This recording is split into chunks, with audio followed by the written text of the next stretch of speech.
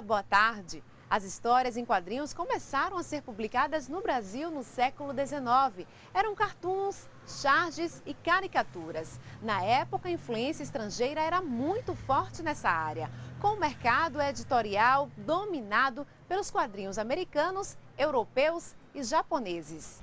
Hoje, a revista em quadrinhos brasileira tem boa aceitação não só no mercado nacional, mas também em outros países. No Terra Serigi, você vai conhecer o trabalho do cartunista André Correia, que desenvolve em Aracaju o projeto social Legibi.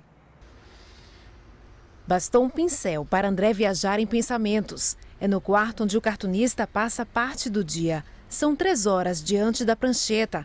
Ele esquece o mundo lá fora. A relação com as figuras vem de longe, da infância. Ele tinha apenas 10 anos de idade quando começou a desenhar os quadrinhos. Desde que fui aprendendo a mexer no lápis e já desenhando. Então, esse hábito ele foi se estendendo. Comecei a aprender a ler. E aí meu pai já começou a trazer gibi, né, para dentro de casa.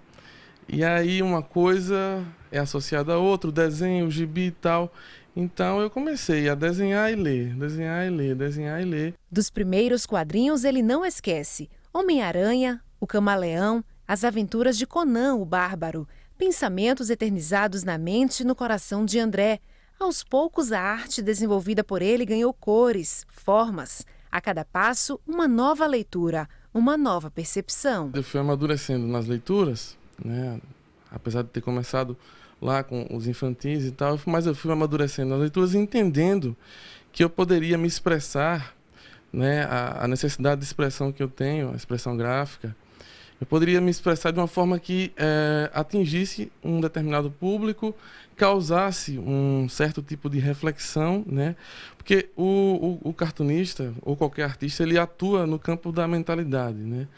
No campo das ideias. Então, você pode utilizar a sua arte, o desenho, para quebrar tabus, preconceitos. As histórias não traziam apenas desenhos, traziam a realidade do mundo à volta, o campo moral, econômico e social. André também começou a se dedicar ao cartoon e à charge. São todos irmãos, são linguagens irmãs, cada uma com o seu nicho específico, né? Mas que um empresta um pouquinho ao outro em questão de linguagem e tal. O cartoon ele já funciona como um desenho mais instantâneo, atemporal e universal. Qualquer pessoa no mundo entende ele na hora, porque não tem palavra. A charge é uma coisa mais do dia a dia, né, da notícia cotidiana, referente a uma sociedade específica. E o quadrinho é uma narrativa, certo? É uma pequena narrativa em que pequenos quadros são justapostos para contar uma história, né?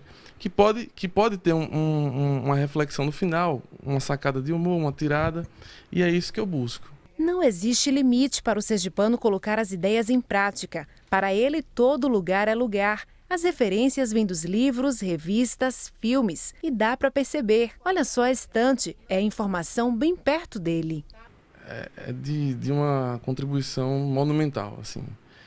Não sou eu que digo isso, não sou só eu que digo isso, mas eu me baseio numa vasta literatura acadêmica que corrobora com essa ideia, né? O quadrinho, ele tem um poder magnético, ele exerce um poder quase magnético sobre a criança. Não tem esse menino que não abra e veja ali o Cebolinha, a turminha e tal, e se identifica com aquele desenho, com aquela figura. Então ele quer saber mais sobre a história daquele garoto, daquela turma, o que está acontecendo ali, a trama. E nisso ele vai construindo um pequeno hábito, né? Ele vai construindo desde o início ali esse pequeno hábito de ler, né, e tal. E aí ele vai se apaixonando por aquilo, de forma quase instantânea, assim, né? E é bom buscar cada vez mais alternativas, né? De levar esse tipo de leitura para as crianças, e principalmente as crianças que não têm tanto acesso assim. A paixão pela leitura é tão intensa que André resolveu criar um projeto social, é o Legibi. O sergipano arrecada revistas em quadrinhos que não estão sendo utilizadas e distribui entre crianças e adolescentes carentes. É a leitura ao alcance das mãos. ele conseguiu arrecadar mais de 400 gibis. Como? De porta em porta. A ideia do projeto é que quanto mais pessoas forem contribuindo, mais a gente vai ter possibilidades de estendê-lo, né? Quanto maior a aceitação do público, né? Na seguinte sentido, é como se fosse uma espécie de fluxo de quadrinhos, um fluxo de gibis. Tirar o quadrinho de onde ele não está sendo utilizado, estocado em casa, abandonado, sem destino. A gente pega esse quadrinho e bota na mão de uma criança que precisa, que dá um destino a esse quadrinho, né? E aí pode ser que a criança crie, tentar insinuar esse hábito de leitura na criança, através dessa questão. Ele acredita muito na transformação através da leitura, aposta no projeto e não se intimida diante da internet. Apesar da internet ser um grande veículo, né, um maior veículo dos nossos tempos e tal, mas o quadrinho, o impresso ainda é um tipo de fetiche, até para a criança mesmo, porque ela pega, ela tem nas mãos, ela leva para onde quer, corre com ele, depois de ler, amassa, joga. Então, ainda existe um tipo de mágica, uma relação entre a criança e o gibi. Então, isso, ele é fundamental como ferramenta, como semente de leitura, né? E essa semente plantada, no futuro, quem sabe para onde essa criança vai, né? Uma coisa sem várias possibilidades. O incentivo à leitura através das revistas em quadrinhos sempre foi um sonho do cartunista André Correia. É no bairro Getúlio Vargas que ele desenvolve o projeto social Legibi. Chegamos à comunidade da Maloca, no bairro Getúlio Vargas, no fim de tarde. Eu estava curiosa, queria conhecer de perto cada cantinho, ver o projeto na prática. Logo fui surpreendida pelas crianças. Elas estavam empolgadas, era dia de receber revista, viajar no mundo encantado dos quadrinhos. A turma do projeto já estava pronta, o André sempre ali acompanhando cada entrega. Você conhece o Chico Bento? Como é o Chico Bento? Ele fala meio atrapalhado, ele mora também.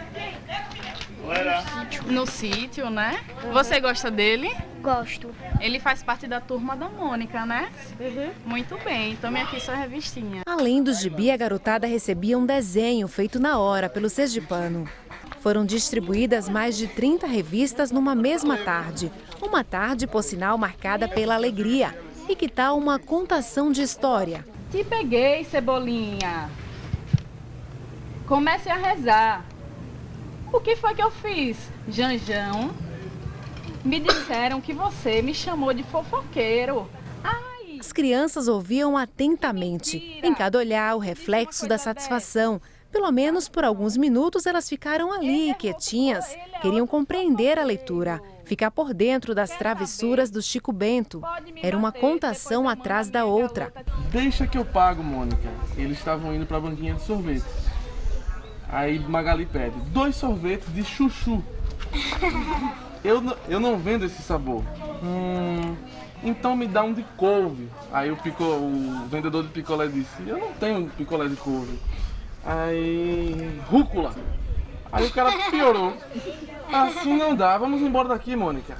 E se é para aprender, a criançada também quer ler. Alice Vitória começa tímida, lê baixinho, aos poucos aumenta o tom de voz, se envolve com a história. Vamos ouvir?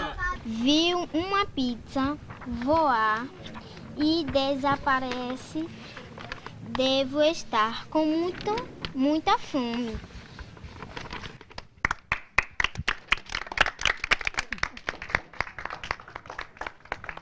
Você gosta de ler o que exatamente? Mônica, Por que a Mônica? que ela faz muitas brincadeiras divertidas e ela é muito legal. Depois da coragem de Alice, olha só, uma outra Alice solta a voz. Que vestido lindo! Não é? Vou usar na festa da Lourdinha. Mas ainda não entendi o que isso tem a ver com o regime. É que este vestido tem um detalhe. É 2 números menor que o meu tamanho. Ela ama a leitura, sabe da importância do hábito no dia a dia. Gosta de estudar? Gosto. Qual a matéria que você mais gosta? História. do gibi, você gosta? Sim, Por quê? porque incentiva a gente mais a ler. É prazeroso participar de um projeto como este? É muito prazeroso, né? Principalmente quando a gente vê que as crianças, elas adoram, né, tudo isso. E em casa, geralmente, os pais, assim, alguns estimulam a leitura e outros não, geralmente porque não tem tempo. E a criança cria o hábito, né, de ler e ela percebe que isso é muito bom. O que significa o projeto para você? O projeto para mim significa assim, dar oportunidade às crianças que elas possam conhecer melhor esse mundo de ideias, de imaginação, de criatividade que o gibi, a leitura pode trazer para a vida delas. Você passar um tempão assim, tentando concatenar as ideias, né, suando, lendo, estudando, e aí colocar isso em prática e receber a aceitação do público, das pessoas doando, querendo que o projeto vá para frente, se desenvolva, né? Que essa seja apenas a primeira das ações, realmente é muito gratificante. Durante a visita, também sobra espaço para a música. O violão foi cedido pela comunidade. Tudo para garantir uma tarde inesquecível. Que renova o fôlego, né? É uma coisa que infla o espírito, dá um gás para você continuar e fazer de novo e continuar levando leitura, levando esse entretenimento maravilhoso para as crianças, né? Que elas precisam disso para se desenvolver. E que sirva de exemplo, que mais pessoas se somem à causa. Um dos objetivos do LegBi é fomentar a formação de novos fomentadores, né? Que outras pessoas não só contribuam com a gente ou tenham novas ideias para fazer coisas parecidas como o LegBi em outros campos da literatura infantil. A família precisa, de fato, começar a rever os seus conceitos, principalmente na questão da leitura, né? Então, esse LegBi, esse projeto, ele vem de uma forma importante para estimular as crianças e adolescentes e principalmente a família, porque a família precisa colaborar, precisa contribuir, incentivar os seus filhos a ter gosto pela leitura. Depois da distribuição das revistas, é hora de visitar os pais das crianças, mostrar o projeto a toda a família. Uma forma de incentivar ainda mais o hábito da leitura e conquistar aliados para esta grande jornada. Boa tarde. Boa tarde. Tudo bem com a senhora? Tudo bem. Vocês podem entrar aí para conversar um pouquinho? Pode sim, fique à vontade. Dona Nara nos recebeu de braços abertos. Para quem está à frente do projeto, motivação. Se os pais participam, o resultado é outro. A Nara já está aqui com a revista, olha só, de Cebolinha. Nem esperava receber a visita do pessoal do projeto. Ficou feliz? Muito feliz. E agora então que eu vou dar o melhor de mim, né? Até porque o trabalho fica um pouco difícil e já lia e agora eles vão ler bastante, né? Eu gostava muito de ler muitos romances, poesias e agora então, vixe, nossa, não estou nem acreditando. Se não tiver a família, a gente não consegue educar lá nos colégios e eles vão lá sem o hábito da leitura, aí a gente passa as leituras para eles e eles não querem ler porque não gostam, né? Os filhos simplesmente não gostam. Os pais precisam necessariamente, diariamente, falar, olha, é importante ler, porque lá na frente você vai precisar de adolescente, adulto, de criança, adolescente, não importa. Uma tarde para somar, dividir pensamentos e relembrar. Quando era minha prima tinha a revista, meu irmão destruía. Aí antes, quando minha irmã ia nascer, eu lia a revista da Mônica. Quando você chegar na escola, o que é que você vai falar para sua professora?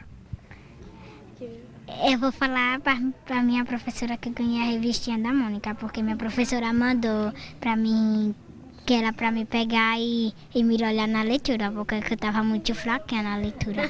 Agora vai melhorar na leitura? Vou.